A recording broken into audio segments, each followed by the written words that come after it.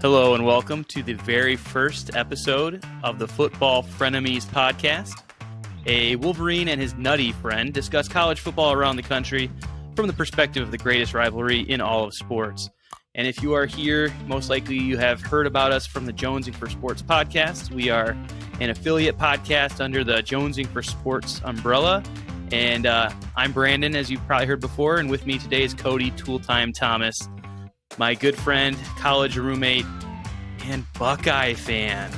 It's hard to even say that out loud, but we still love Cody, and we generally somewhat respect him, even though he has a bad fandom. Cody, do you have anything you want to say about what this podcast is, or our relationship, or anything in general?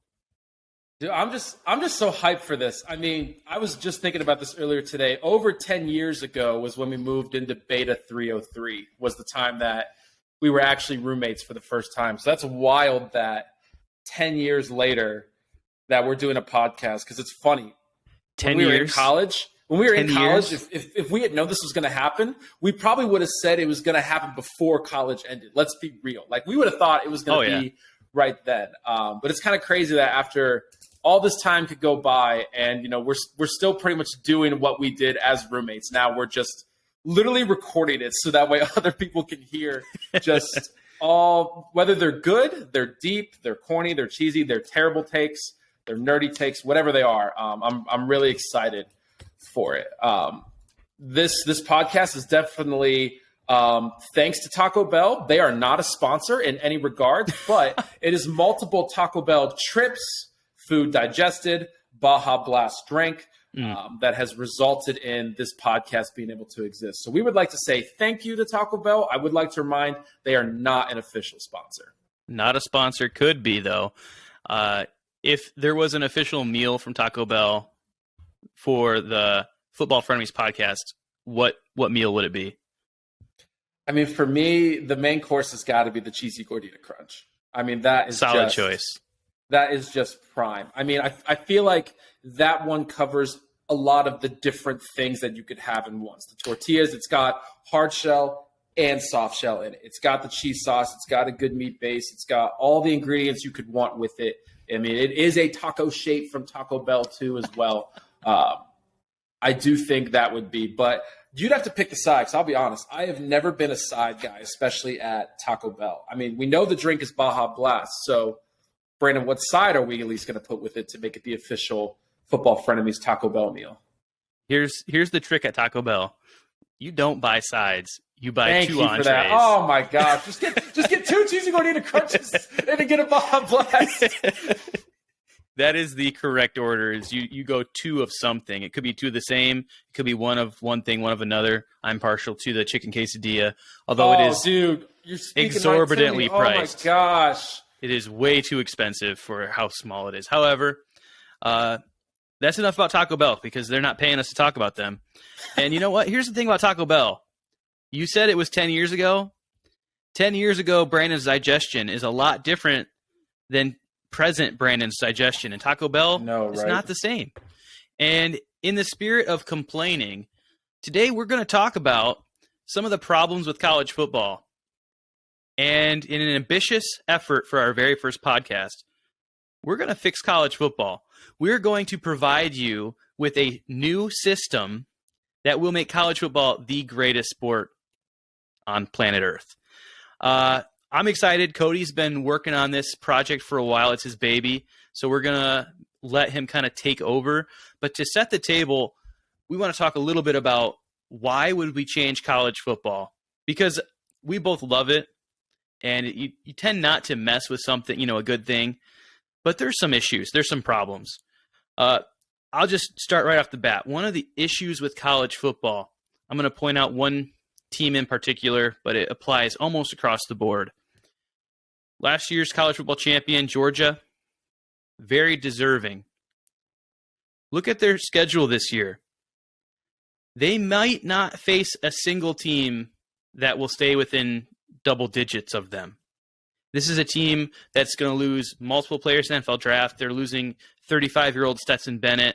They've got to replace their 10-year starter at quarterback, and yet they're not going to be challenged. They are playing a tissue soft schedule. In the same vein, a lot of really good teams, there's not really one game that you're like, man, I can't wait.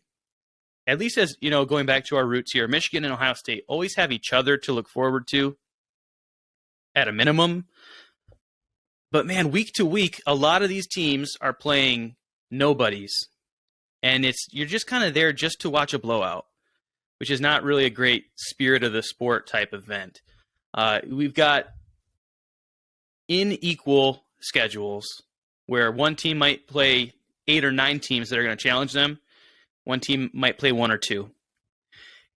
And that product, that a team that's never challenged can go waltz into the playoff, and another team is, got a few losses because they actually played somebody.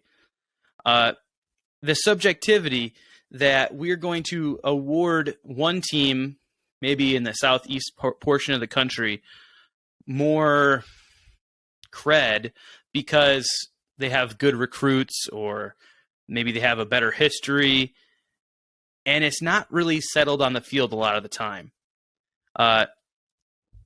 Cody, was there anything else you wanted to add? There's one more that I've got, but I don't want to. Maybe we can sandwich it a bit.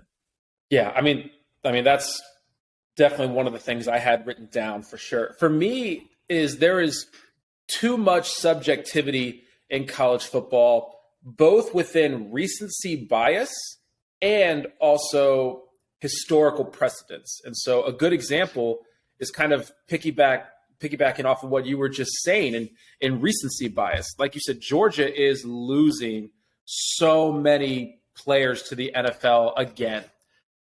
But the odds are is they're going to come in as the number 1 ranked team this next season because of what they've just done the past 2 years. Like, I'm totally okay with everyone being like, hey, coming into the season, like, Georgia is the team to beat because of what they've done. But that doesn't mean they're all of a sudden the de facto number 1 most talented team. And so, and every year, those preseason rankings definitely are very biased throughout the season, because if you start preseason top 10 and you take 1 loss, you might not even drop out of the top 10. You might not. But if you're unranked, a team with potential, but you start off with a loss, it then becomes a massive uphill battle just to eventually even get in the top 25. Like, you have to get a big upset just to get into the top 25 recently, or win 6 games in a row, really, for that matter. So, all the subjectivity, it's way too much. I do think a little bit is good because it's part of what makes college football unique. It's part of the sport. It always has been. I think a little bit about it isn't a bad thing, but I think there's too much. And then historical precedence is too. Like, the moment that one team historically gets really good, it's like they're automatically back. Like, there is nothing more annoying than Texas is back. That is the most annoying statement in all of college football. They always say they're back. When was Texas ever anything besides the Vince Young years? Like, good. They were really good for 1 year, 2-3 years maybe. But, I mean, all of a sudden, anytime Texas is back, like, Texas lost to Alabama and got ranked. They literally lost to Bama. Oh, man, Texas is so close, though. We have to rank them. And so, but, I mean, if that was Tulane who had done that, we would not be pounding for Tulane to have been ranked after losing to Bama. Even if it was at Tulane, they took them to the wire. We'd be like, oh, that's great. Tulane did that. It was a fun game. But all we would have said was, man, Bama had a terrible game, And so how much there is with subjectivity, both with recency bias and then also with historical precedents, I think it really costs a lot of teams their opportunity to compete for the highest prize with the way that college football is structured right now. And part of why the system was developed is hoping that it can get rid of that as much as possible while still staying true to the sport that college football is. Yeah, I got to be honest. Preseason polls are one of my least favorite things. I personally love to rank things. As you listened in our last Jonesing for Sports podcast, we ranked our top 6 Pokemon. Like, it's Jonesing for Sports, not Jonesing for Pokemon. We're still ranking things. At the same time, the preseason polls are not based off of merit. It's just based off of prior results, recruiting classes, and history. And so that does bother me. and it does leak into the rest of the season. So I completely agree. On the other hand, this year, one thing I want to follow up on just what you were saying too is like when we're ranking your Pokemon, like we're ranking everything that's before, and the rank is based on everything but before. But with college football, they're taking that ranking and trying to predict the future. Right. Like our ranking is not predicting the future about Pokemon like you guys just did. So that's one of the huge preseason polls are the biggest things. Like I love preseason predictions. Preseason predictions are so much fun, but that has absolutely zero impact on the way someone is seated or won or ranked or anything. It's just a prediction. But yeah, preseason rankings are the devil. And the fact that they are going to have a hand in determining playoff committees' thoughts on a team and even maybe who's going to get in at the end because it's going to influence strength of schedule, strength of record, all that, it really does bother me. So this new system, it's going to address that. If you're making the playoff, it's going to be off merit for sure. The other thing, the problem that I have noticed with college football is ever since the advent of the playoff, it actually has felt like any team that isn't playing for a spot, that their season is irrelevant. Even teams that are trying to make a bowl game, it feels like there's not motivation, there's not fan interest. I remember being plugged in with some Michigan State fans when they made the Peach Bowl. That should have been a massive event for them. Most of them did not care. Now, because they won the game, they're claiming it really hard, especially because, they had a bad season last year. But before that game, I asked a Spartan, what's your feeling on this game? He's like, if they win, I'll be happy, but if they lose, I really don't care. Their star running back did not play in that game. The star quarterback for the other team did not play in that game. If you're not playing in the playoff, the games do not matter in the current system, which is horribly sad. As a lover of college football, I think every single game should be celebrated and enjoyed. And I do that. I went to the Quick Lane Bowl last year and loved every second of it. And I think I'm a rare breed because most people do not care about random bowl games. They do not care about if your team is going to be 7-5 rather than 6-6 or 6-6 rather than 5-7. I think that one game difference should be huge. I think ending your season in the positive should be huge, and it's not at all right now. The system kind of is broken, is in need of an overhaul, and we need these games to mean something. And I think that we're going to get that. Before I hand it over to you, Cody, do you have anything else you want to throw out there? No, it's a great system. I mean, one of your podcasts in previous times inspired me. You had been clamoring for college football to look a certain way, and I've kind of always had that internally. And there was one day it was just on my mind a lot.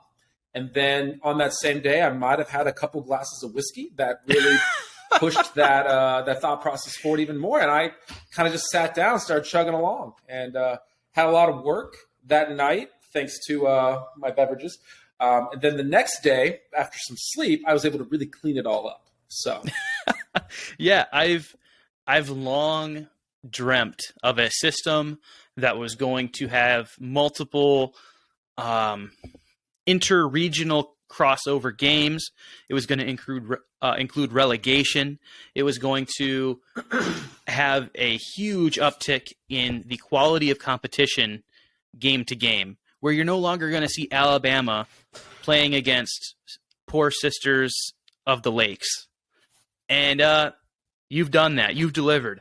While I have dreamt it, I have never took the time to create the system. And once you sent this to me, I kid you not, my heart started beating, my eyes got wide, and I had to keep my mouth, keep it closed because it just kept going slack. It's beautiful. I'm still excited right now about it. Why don't you tell us the details? Try to open this up. Tell the people the beautiful system we have for them. I will. So to start it off, everyone needs to know the system and program that we are modeling this off of is the English Premier League, where Manchester United, Man City, Liverpool, Chelsea, Arsenal, Tottenham, all those teams where they play. some of, if not, the oldest sports leagues in the world that exist, that this model has withstood the test of time. It is still extremely exciting, and it puts forth the best product every single year. And the whole goal is there a way that college football could model that? Because in England, there's over 100 soccer teams. Like, you've got to find a way to structure all these different teams. With college football, there's 131 FBS teams. So that was the goal of this. Could this be structured, modeled after the Premier League, where there's clear structure, there's a clear plan for every single team, there's a lot of reward, and there's a lot of punishment as well. So here's what it is. So college football going English Premier League. So the goal and purpose in formatting all of college football into an English Premier League style table and format is to create as much objectivity as possible in getting to a playoff and eventual national champion while still holding on to the important aspects that have made college football special. Rivalries, bowl games, speculation, debate, recruiting, and so on. In this new landscape, all 131 FBS teams were split into 4 different regions: East Coast, Gulf Coast, Midwest, and Mountain West. Each state was assigned a region with the goal of keeping each region as close to the same number of teams as possible, while choosing to simply assign states to be as objective about where teams go. Each region consists of 3 different tiers: a top tier, which is eligible for the college football playoff, that consists of 10 teams, a second tier that consists of 10 teams, and a third tier that consists of the rest of the teams. The top tier in each region is eligible to make the 16-team college football playoff that season. Each team would play a 12-season regular game. You play all 9 teams in your tier. You would play 1 team from the tier below within your region, and then a tier 1 and tier 2 opponent from another region. The regional matchups will be done on rotation, just like in the NFL they do with divisions, and specific matchups each year would be in a draw, just like the World Cup for all 3 crossover games. Teams would be awarded 3 points for every win during the season, 0 points for every loss, and 1 point for every tie. Yes, 1 point for every tie. The team with the most points from each region's tier 1 is given an automatic berth and a guaranteed top 4 seed into the college football playoff. The other 12 spots will be determined by the College Football Selection Committee. Each season, there will be relegation among all 3 tiers within the region. This means programs have the ability to move up each year, while teams can be in danger of moving down each year. So 2 teams will be eligible to move up and down. So every year, it means that the top 2 teams in tier 2 and tier 3 move up 1 league, and the bottom 2 teams in tier 1 and tier 2 move down 1 league. The purpose of relegation forces teams to be in the top tier to play at a consistent level, and it matters to keep winning, even if you're maybe not having a season worthy of the college football playoff. It highlights both the importance of high school recruiting, but also the transfer portal, which there's a lot to get into about that. They're both essential in building a program, but it provides a clear path and opportunity for teams in the bottom tiers to work their way up and get a fair shot at a national championship. Through the system, I believe college football is at its best for both players and coaches, who now all have an objective way to a college football national championship, while providing an intense regular season that makes it feel super important to all the fans and anyone who supports the teams, giving the best possible product involved for all parties. And that is the main gist of the College Football Premier League. So there is a ton there. We're going to maybe give some examples a little bit, but just a couple questions I have as I just sit back and listen. No conference championship games, right? No conference championship games. The end of the regular season is it. I honestly love that. I think I attended the Big Ten Championship this year. It was a blast. At the same time, Michigan and Purdue did not belong on the same field last year. That is the case in most conference championships. I'm trying to think, was there any conference championship where this year there was like 2 equal teams? LSU was not on the same level as Georgia. TCU, Kansas State. Yeah, but, I guess that's the one. We know it. The real Big Ten championship the last 2 years was in Ann Arbor and Columbus. Exactly. That's where the Big Ten championship has been. for either Ohio State or Michigan to win that game and instantly clinch their spot as the Big Ten, or I guess in this case it would be Midwest, Midwest champs, and a top 4 seed would be, in my personal opinion, even better than having to take another week and to go play a mid to bottom tier team. So I like that. I'm trying to think. As far as these relegations go, how are we going to avoid a team? Let's just say Michigan State. Michigan State, well, they probably wouldn't have been relegated. Actually, would they have been this year? They were 5-7. Putting together all the tiers based on this team's results, Michigan State is already in tier 2. Okay, so they would have been relegated this year. How would a team like Michigan State, who had just come off of an excellent season, winning the Peach Bowl, and then has an off season, how do they avoid absolutely getting just decimated by their players leaving the program? Or is that just, the hazard of doing business? If you get relegated, you might lose some guys. It's part of the reality, because there is that fear that it's going to go on. So, I mean, one of the big things, and probably the trickiest part of all this, is you have to find a way to keep the portal, but there's got to be very strict guidelines, windows, rules that come along with it. But I mean, after that Peach Bowl win, let's be honest, a lot of teams that were maybe in relegated programs, because another surprising team that's in a tier 2 is Florida. Florida is currently in a tier 2 as well. They might have flocked to a Michigan State. Hey, let's go compete in the Big Ten, where if you can upset Michigan or Ohio State with a 16-team playoff, you're likely in position to get into that playoff if you can upset one of those teams. So that could be a huge draw. But like I said, it forces teams. Michigan State, when they lost early and they lost a few games, like kind of what you said earlier, they lost all the motivation. Even after a few losses, you might think, we're not getting relegated. Guys, we've got to get this fixed and figure this out now. So I think it puts the urgency on, hey, the season's like, the goals maybe aren't there, but like, guys, we cannot lose this season. Like, because some people lose their season the moment they lose 3 or 4 games. In this, that's not the case. Like, it puts a lot of urgency and pressure in a good way that fans, I think, are dying for, of like, hey, you could be in a meaningful game at the end that isn't really competing for the college football playoff. Like, it might not feel as rewarding as getting to the playoff, but I mean, like, you are still extremely invested in your team surviving to stay in that upper tier. And what I like about that is if you are a team that has that much talent that a top tier team would want to poach, and you're losing that much, that's a reflection of your program and your coaching. So if there's that much talent that's underperforming, maybe it's good for them to get out from you because you're not doing your job. So that makes sense to me. You mentioned having strict guidelines on it. Obviously right now that's not in place. There's a lot of tampering. So I think that would be a key to have a certain window for the portal. And of course, some strict rules in place of how that's going to function. It's the same way it works in English soccer. There's 2 transfer windows during the year. We would do the same thing in college football. I think there would be a transfer window the moment that signing day is over. That's the first one. The moment that signing day is over, and then in February, and then there's another window in June.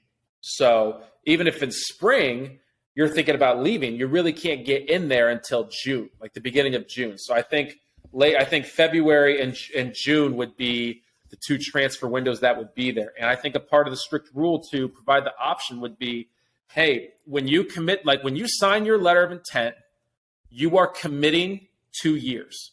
If you decide to transfer, you have to sit out a year. If you don't, so you could transfer after year 1, but you have to sit out if you don't fulfill your 2-year commitment. And then to me, it's the same thing after you transfer. It's the same thing. You're making a 2-year commitment, and if you don't fulfill the 2-year commitment, you have to sit out.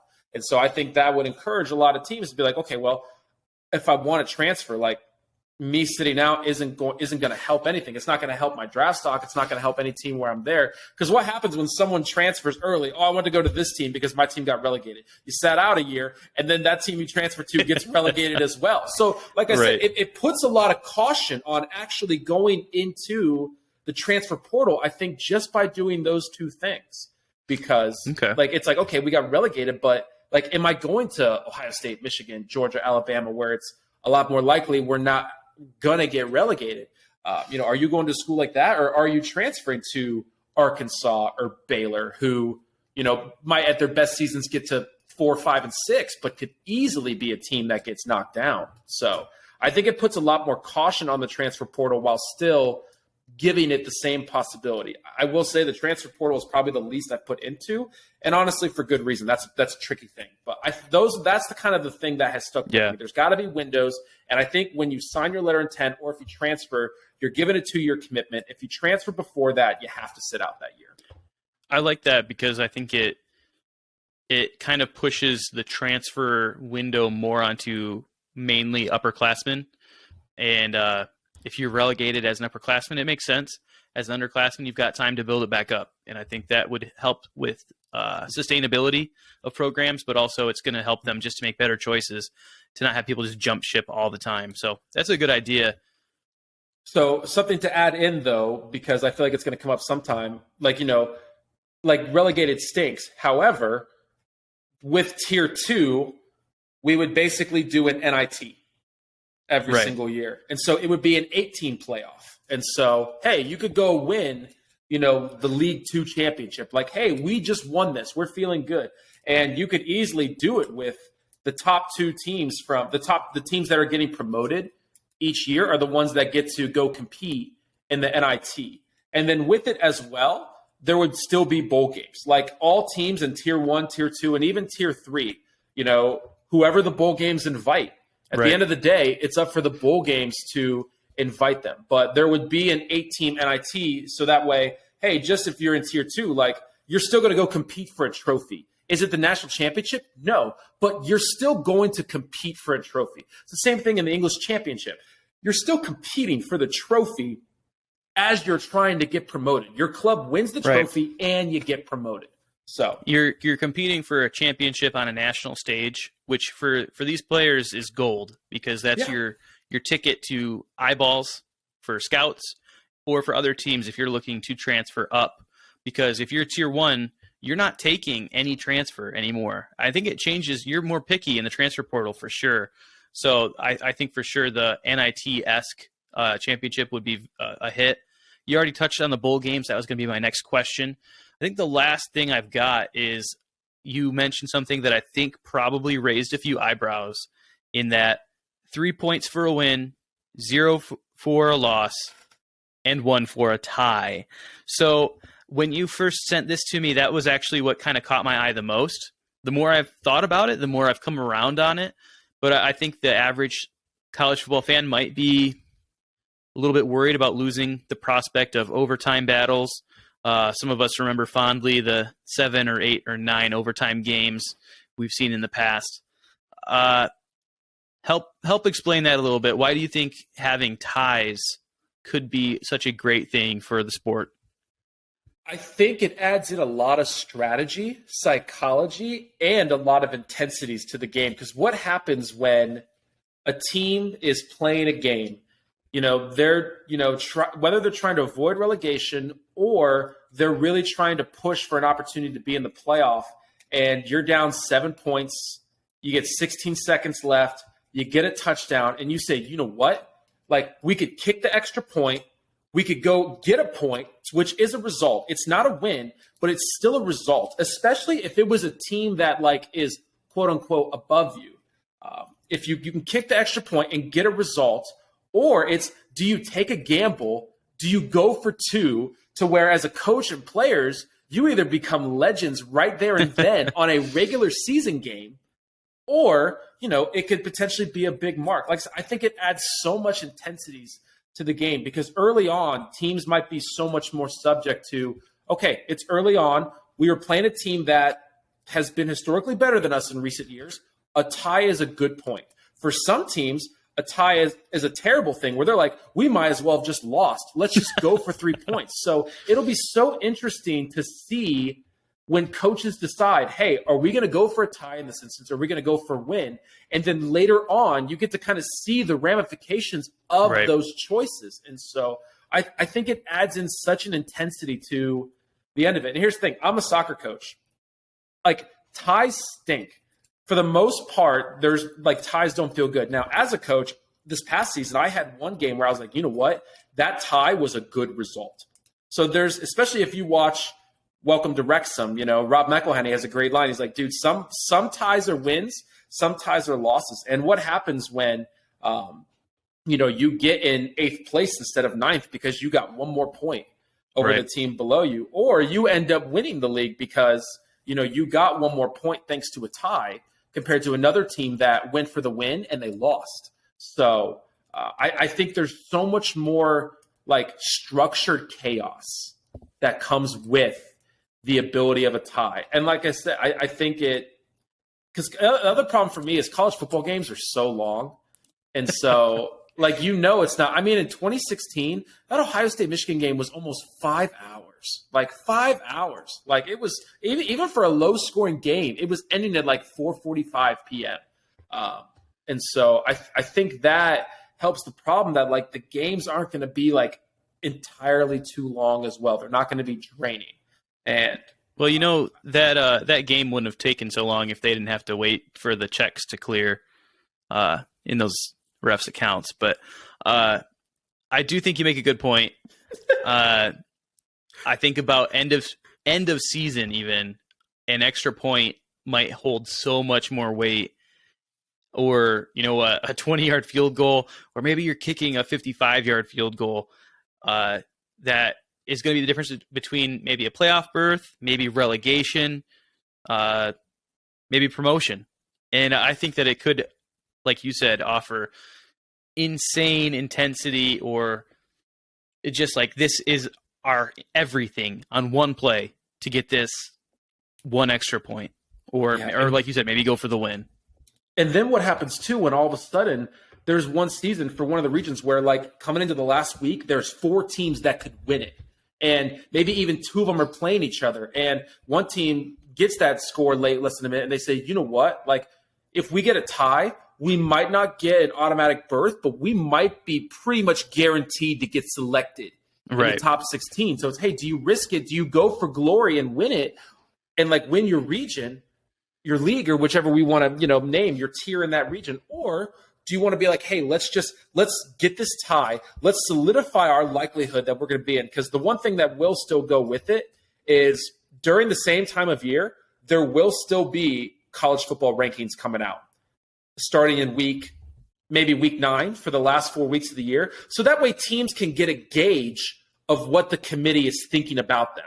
So every week, the teams that are in first place in their tier 1 in their region will always be ranked 1, 2, 3, and 4. But the committee will still decide the order of those 4 teams. And then after that, the rankings will only go through 16. You would literally see them on a bracket is what you would see. And then there would be a first 4 out. So 20 teams would technically get ranked each week. So that way, teams can get it just hey, the committee thinks right now we're the 6th best team.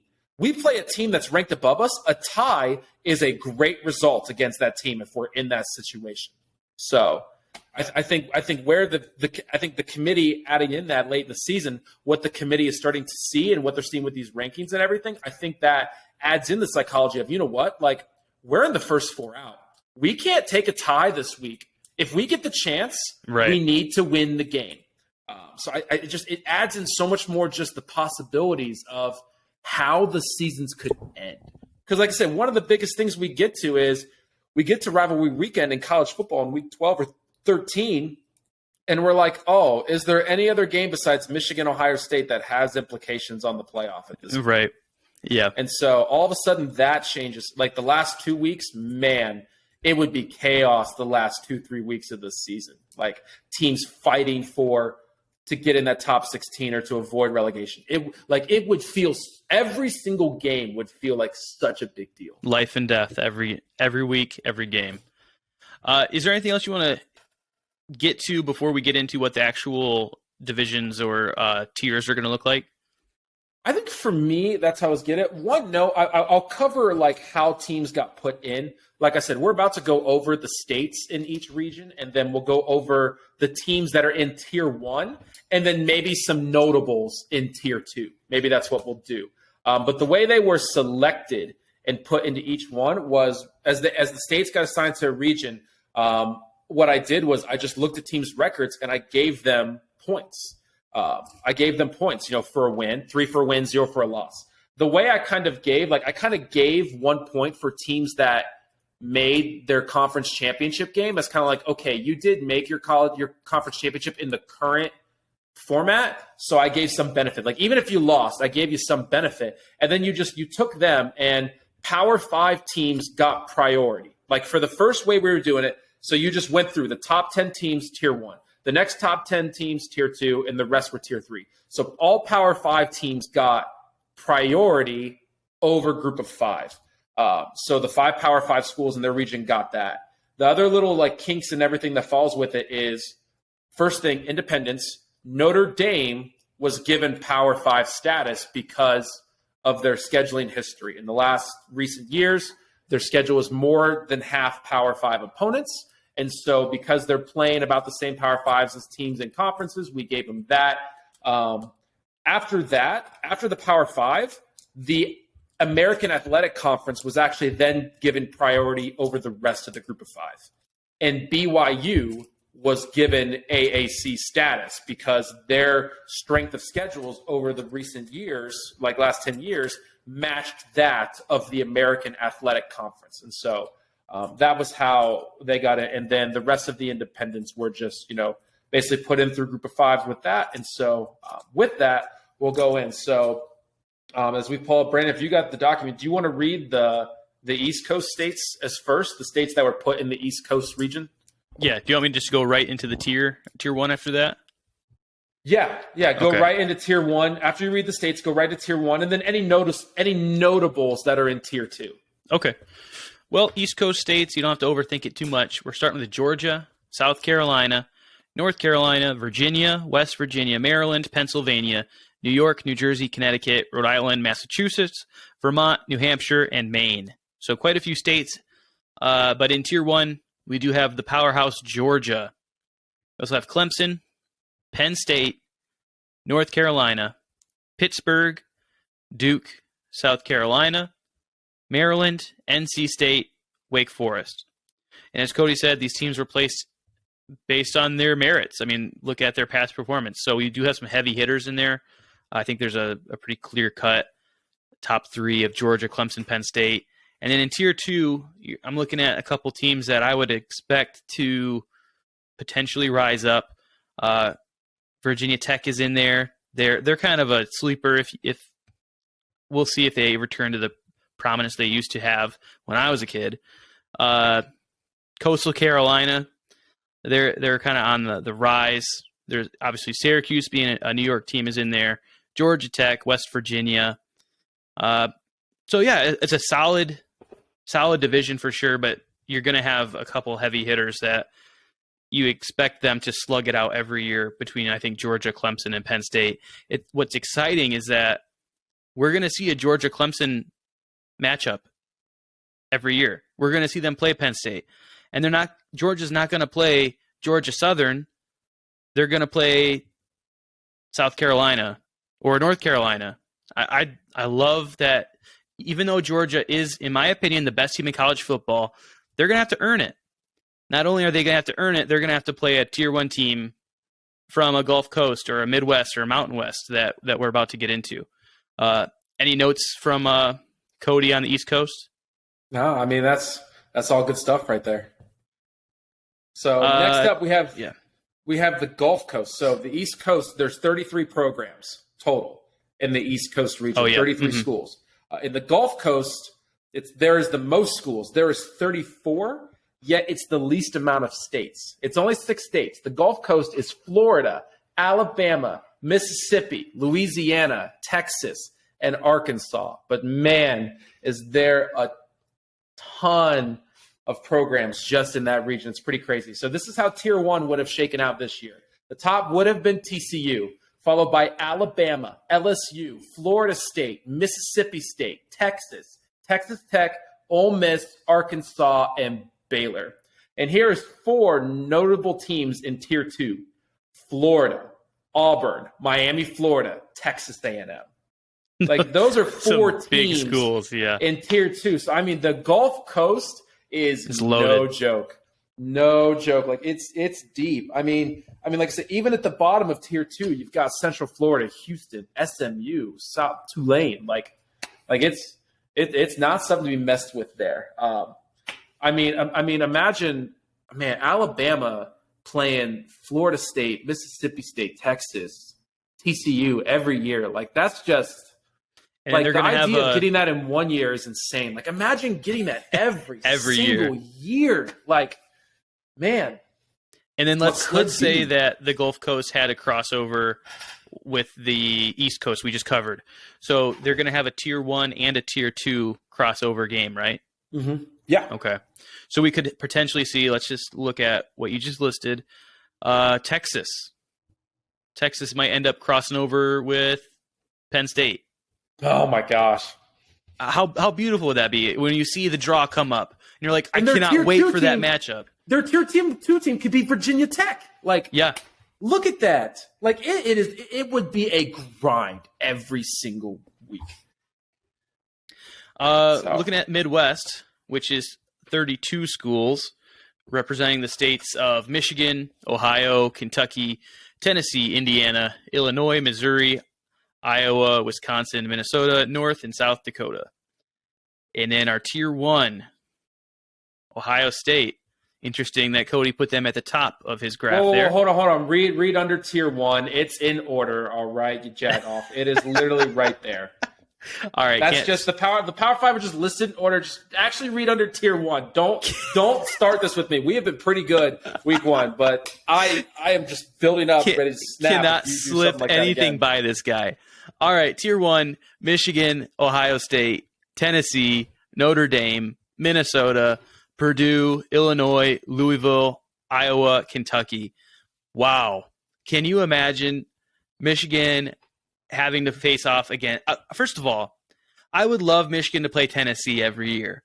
For some reason, Tennessee fans are the loudest fans, and I would love to shut them up. But also Notre Dame in that same tier is beautiful to me. Michigan and Notre Dame, even Ohio State and Notre Dame, they should be playing every year. The fact that this upcoming season that Ohio State Notre Dame is like the game basically of the non-con. That it's gonna, what is it, opener this year again? It's week 4, I believe. Oh, that's weird. Okay. Well, everyone is going to be looking forward to this game. And that's like it. That's like the premier non-con game. It would happen every single year, as it should. Tier 2 teams to make note of, Wisconsin, which I have got a feeling they're going to be a riser under Coach Fickle. Michigan State, wow. Missouri, Northwestern, let's see, Cincinnati. Like, these are heavy hitters in Tier 2 in the Midwest. That's a loaded tier. I say that with every single one of them. That's the fun of this. You have massive programs facing off against other massive programs every week. It's beautiful. Yeah, dude, it's pretty awesome. And I'm going to be honest, this last one actually is the most intriguing to me. The Mountain West. It's also 32 schools. I mean, there's pretty good balance. 33, 34, 32, and 32. The Mountain West consists of the states of California, Oregon, Washington, Hawaii, Idaho, Nevada, Arizona, New Mexico, Utah, Colorado, Montana, Wyoming, Oklahoma, Nebraska, and Kansas. Like, that is just insane. I won't lie. Oklahoma, Nebraska, and Kansas were the toughest 3 to figure out. At one point, I had them in Midwest and also Gulf Coast at one point. But eventually, as it evened out and you just looked at everything, they found their way over here. So this would have been Tier 1 in this system. So USC would have still been number 1 because it's points based on wins. So USC would have been number 1. Utah, Washington, Kansas State, Oregon, UCLA, Washington State, Oklahoma State, Oklahoma. Notable teams in Tier 2, Kansas, Arizona, Nebraska, California, Stanford, Arizona State, Deion Sanders, Colorado. Then BYU, Boise State, Fresno State. Like that to me, that's the deepest It's Tier deep. 2. Yeah. It's the deepest Tier 2. Like not even a question. Like, and it's so funny when I made this, like Colorado didn't even have Deion Sanders yet. Right. And now Deion Sanders is out there, and it's just like it's nuts, man. Just looking at, well, I mean, just all those teams could be like I love the idea of Boise State. Like, go compete with all these teams. Let's see what Boise State really is. They've had those couple seasons where they got some Fiesta Bowl wins. Let's see if they're a program that can really put themselves out there doing it season in, season out. Yeah, the focus it would seem to be on these Tier 1 schools, you know, the USCs, the Oklahomas. But man, when you go through that Tier 2, you can imagine the storylines of the season where you do have a Colorado or a Boise State where you're watching them intently and seeing them climb up and then promoting and then, okay, how are they going to do against the big dogs? And then they just keep getting higher and higher. To see a team maybe even climb from Tier 3 to Tier 1, you had referenced the Wrexham FC. There's beauty in the climb. And to watch some of these underdogs actually become the big dogs would be awesome. And it's something that the current system doesn't allow for. Short of changing your conference and basically changing who you are as a school, you cannot have a real shot at a championship. And this system allows for that. So, yeah, I look at these Tier 2s and Tier 3s. It would be so interesting. And we're looking at right now at the Mountain West. I've never even been out west before, and I am so invested in what's going to happen for these teams. Dude, here's one thing that I think is really intriguing about the Mountain West that I want to ask you about this. Do you see one team in Tier 1 that you would be like, that program is immune from having a down year that could get them relegated? Oh, man. Clearly not. Maybe Lincoln Riley's USC. And I actually feel pretty good about Oregon. Oregon and maybe Utah, because Kyle Whittingham has been so consistent. But, I mean, even Oregon, like, I can't remember. It wasn't, like, super recent. But, I mean, there was a time in the last 10 years they didn't have a winning season. Don't 100% quote me on that, but I'm fairly confident. Maybe it was, like, 6-6, 7-5. But still, the fact that they could have a 7-5 season when they probably had 4 cupcake non-conferences, now all of a sudden you take that team that went 7-5, put them in that schedule, and all of a sudden their crossover game is, oh, by the way, your crossover is Ohio State and Wisconsin. Yeah. There's a lot smaller margin for error, that's for sure. Yeah, there is. There's so and the fact that there's such a small margin for error, it's what makes ties so intriguing because you still get that point. Because all of a sudden you could have 3 ties on the season instead of 3 losses. That's 3 points. And those three points are a big deal in a 12-game regular season. All right. So before we move on, is there I think you might have said it, a favorite division? I mean, like I love the way the Midwest, shook out. Like I said, I was trying to do my best to not do it. And like I said, it took me a while to put the states of Kentucky and Tennessee in the Midwest because when I thought the Midwest, I kind of was like, okay, I've got to pick specifically. But really doing those things was kind of a starting point to just finding balance within everything. Like I said, the Gulf Coast is. I think the Gulf Coast is the powerhouse. The Gulf Coast region would be an absolute bloodbath. It would be, but there is still something about that Mountain West. Like I'm really intrigued, and when we get to what a playoff format would look like here in a moment, that's part of why this Mountain West just intrigues me so much. So much. So yeah, I think every single one of these divisions has a good case to be made. Like I think you're kind of pushing for that Mountain West. I think a lot of people might go a different direction just based off of a West Coast bias against, but it's hard to when you look at these teams all in a row. I'm partial to say maybe the East Coast is a little weaker, and yet I do believe they have the strongest team by far. I think that Georgia is I think they've overtaken Bama at this point for the powerhouse of college football. So I'm like saying, yeah, East maybe a little bit not as deep, and yet they might have a champion for multiple years. I think based off those regions, though, I think it could give strength to a program like you were saying, Virginia Tech. Like, guys, look at the path you could have in Virginia Tech. Let's get out of this tier 2 and in tier 1. It'd be like, guys, just if you could knock off Georgia, Clemson, or Penn State each year, which is very realistic to do, to knock off one of those 3 teams when you got to go through a gauntlet. Like, guys, do that, and we're going to be in the playoffs. So I think there is a few historic programs in the East, and then there's programs on the rise like Coastal Carolina. It's like, guys, look what we could do if you can really get a hold of it. So the East would be really interesting to see outside of Georgia, Clemson, and Penn State. Like, who are going to be other mainstays or the teams that are really going to push? I think it'd be really intriguing to see like who are the new programs really stepping up. All right, do you want to talk about what the playoff would look like? Yeah, so scroll down to the third one there, Brandon, because that's the one that is based on the one that is there. So for everyone listening, I'm going to go ahead and kind of go through the brackets. So this is what a 16-team playoff would have looked like. First of all, we would have, and the way we did the playoff was the teams at the top of tier 1, those 4 got the top 4 seeds, automatic buys, and then within the automatic buys and the following 16, we just followed the rankings for the college football playoff the day of the selection show this year. The way it would work is the first 2 rounds are home field. When you get to the semifinals, it would be the New Year's Six Bowls rotation, just like we have now. So the first matchup would be number 1 Georgia versus number 16 LSU. So it would have been a rematch of the SEC championship. They would play the winner of number 8 Clemson and number 9 Utah. That's who Georgia would be playing. Scrolling down on that same side of the bracket, number 5 Ohio State would have been going against number 12 Washington, who, if you remember, Michael Penix in 2020 carved up OSU. So you've got an intriguing matchup there.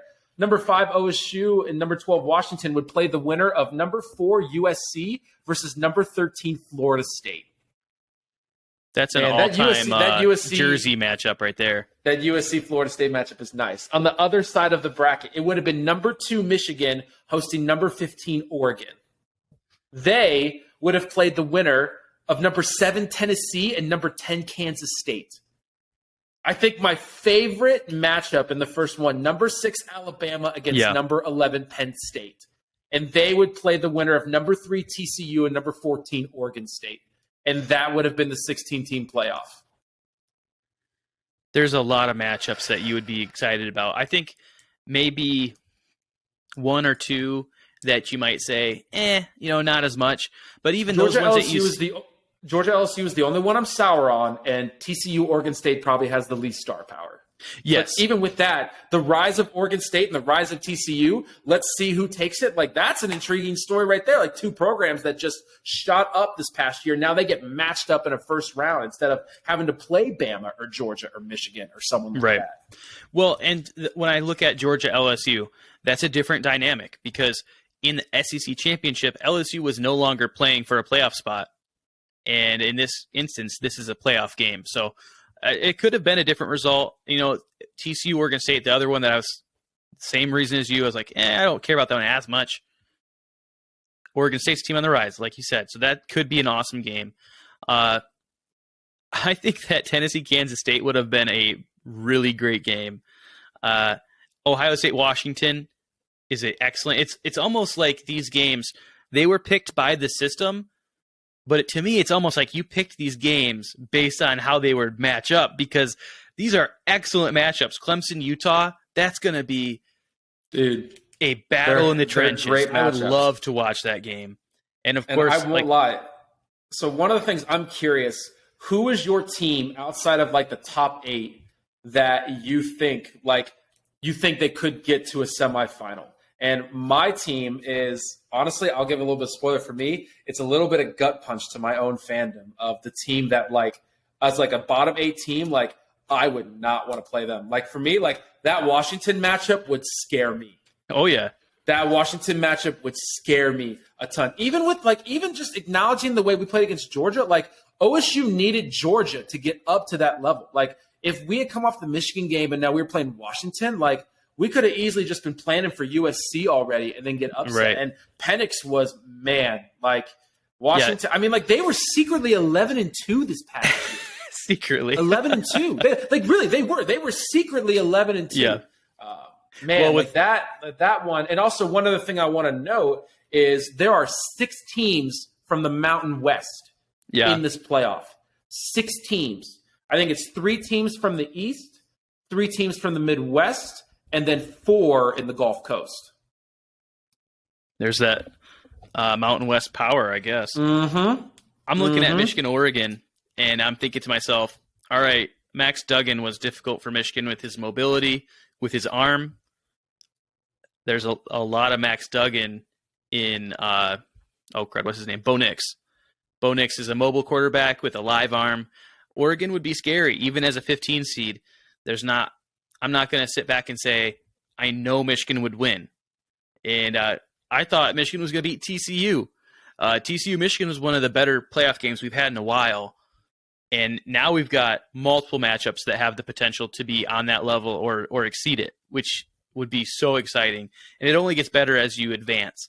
As you look at some of these potential matchups, if Georgia moves on past LSU, I think it's probably a safe assumption.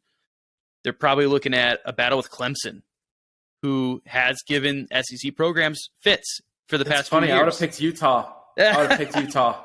You don't know. I mean, it could have been Utah. Sorry, Mountain West guy. I should have assumed Utah there, but Utah would be an excellent matchup because then that's kind of like their revenge against the SEC, or in this case, Gulf Coast, after they lost to Florida. They get another shot at Georgia. And then after that, whoever's moving on is probably going to hit someone like an Ohio State, or maybe they get upset. Man, I don't